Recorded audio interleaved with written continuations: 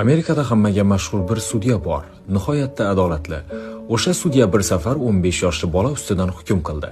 Bola do'kondan non va pishloq o'g'irlagan ekan. Bola qochish asnosida tokchalardan birini ham sindirgan. Hodisa tafsilotini eshitgan sudya boladan so'radi: "Sen haqiqatdan ham o'g'irlik qildingmi? Non o'g'irlab tokchani ham sindirdingmi?" Bola xijolatdan yerga qarab javob berdi: "Ha, nega o'g'irlik qilding?" "Muhtojlikdan." "O'g'irlagandan ko'ra sotib olsang bo'lmasmidi?" "Pulim yo'q." "Otang yoki onangdan pul olsang bo'lar edi-ku." "Otam yo'q, onam borlar. U kishi bemor, ishlay olmaydilar. U kishi uchun non va pishloq o'g'irladim." "Sen ishlamaysanmi?"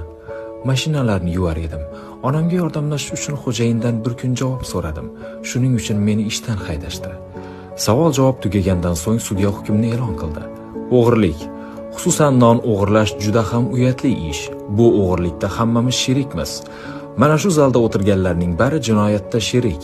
Ular ichida men ham borman. Bunga barchamiz mas'ulmiz. Bu yerda o'tirganlarning bariga $10 jarima solaman.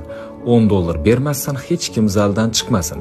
Birinchi bo'lib sudyaning o'zi cho'ntagidan $10 chiqarib stolga qo'ydi va dedi: "Och qolgan bolani politsiyaga topshirgan do'kon egasiga $1000 jarima solaman. Agar do'kondor pulni bermasa, do'koni yopiladi. Modomiki kimdir non o'g'irlar ekan,